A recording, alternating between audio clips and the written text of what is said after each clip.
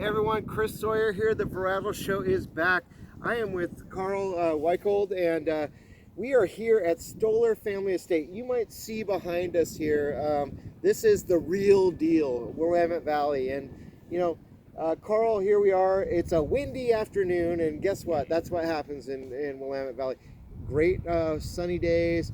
Windy conditions, but we are in we're ending harvest right now, so it gets a little cold here, you guys. But the one thing about Willamette Valley that makes it so special, later sun. It's actually an interesting thing. The days are extended because you think about where the sun goes up into Alaska. Some days are like there's maybe 4 hours of darkness there, and that's it.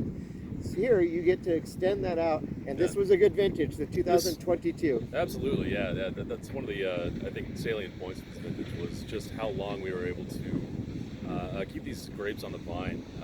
We had a frost event early in the year, and very worried about just the timing in terms of how long it would take for these grapes to get ripe.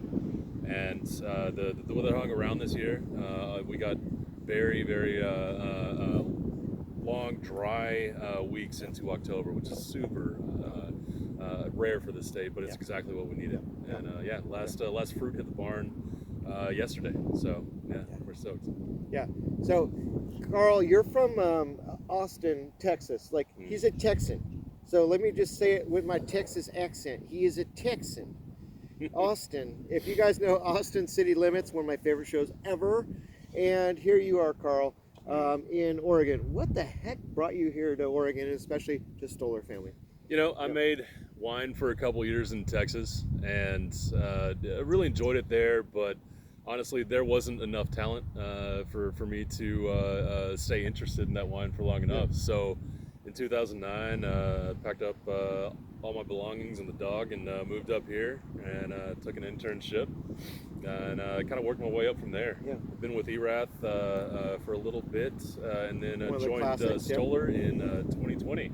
Wow. Yeah. And now you're making the estate wines for the winery, and Bill Stoller, one of the great modern day pioneers of this whole thing. We're looking at the property here that was developed by Bill and his family.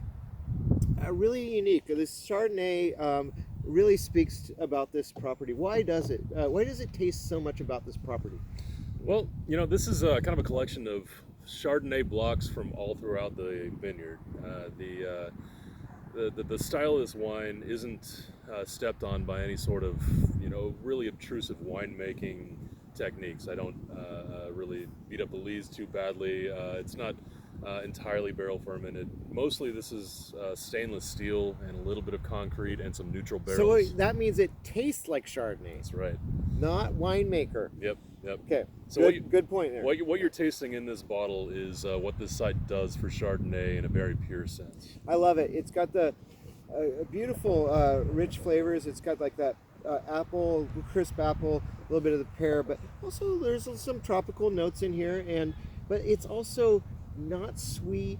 It's dry as can be. It's making me think about a bandwidth of foods that we could pair with this, and it also reflects really what your other alias is, which is a Vigneron.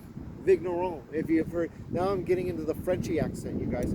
So the Frenchy accent is Vigneron is someone that really follows what's happening out here in the vineyards, and I feel like this is a really great example of a winemaker that really wants to express what is out here. That's true. Since I've got here, I've placed an emphasis on getting both me and my staff out in the vineyards and looking at sites, not only here but elsewhere that we farm. Getting them in the actual blocks that we're making the decisions on in terms of picking and stuff like that.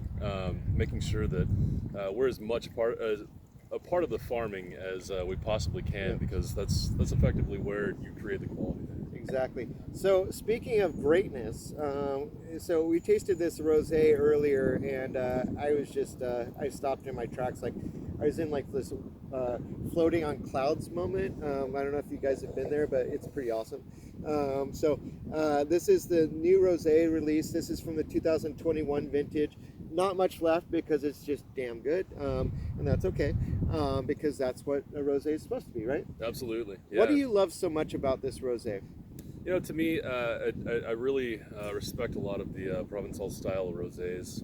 I know it's not Pinot Noir, but I do like the lighter version of rosé that Pinot Noir can make.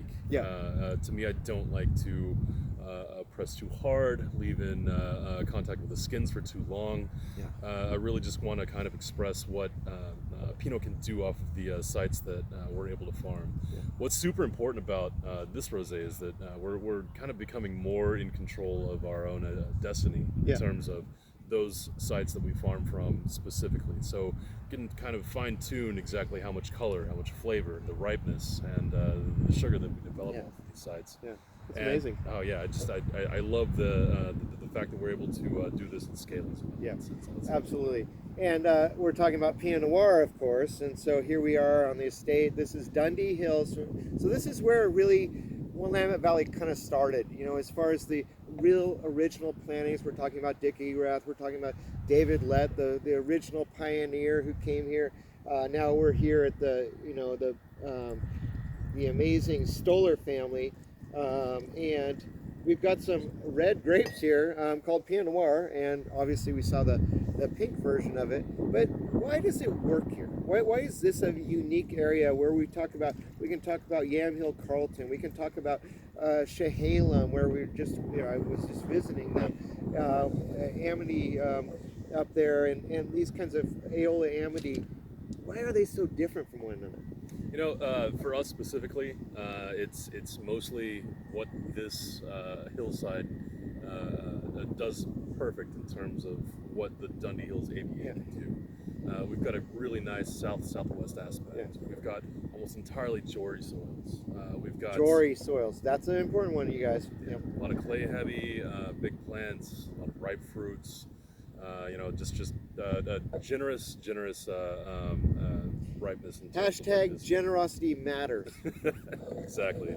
Just saying. So Pinot matters too. We're still subject to most of the maritime influence that the rest of the valley is, not so much as like the Aola Amity, but at the same time, with this estate, you have this enormous site that's just one big contiguous block that does what the Dundee Hills I think does best, and it's an early site too, which has saved us in years like this where you have a later vintage. And I think the great thing too, and it even says on the back here, low yielding. Mm-hmm. Low yielding is important because you can make a ton of wine that's good, and that's not great. But when you really put your heart and soul into this, and Bill did, and the family did, and here you are, the winemaker that really showcases why this investment was made on this hillside and why it really works here. And this wine is epic. I love this red fruit, black fruit kind of mixture. More red. There's that cranberry, which is a classic Oregon situation here. But there's also that little bit of that plum cherry, especially dark cherry in here. I just feel it. I mean, it's just a wonderful flavor. Good concentration of flavors too, and structure, which means that it's not just about you can drink this today, but you can also put it away for 5 years. And that's what's so optimistic about this site. Is more interesting. This site retains acidity so well. Yeah. And to me, I mean, there's a lot of things that do predict some ageability in wines. To me, the primary one is acidity. Yeah. If the acidity is balanced and you have your fruit flavors, that wine will lay down for a very long time. Acidity matters, you guys. Now you know it. Karl told you that. I told you that. And Stoller Family Winery told you that. Right. So here to this. Cheers. Cheers to you guys. Thanks for joining us. Thanks, Karl. Yeah, absolutely. Cheers. Yeah.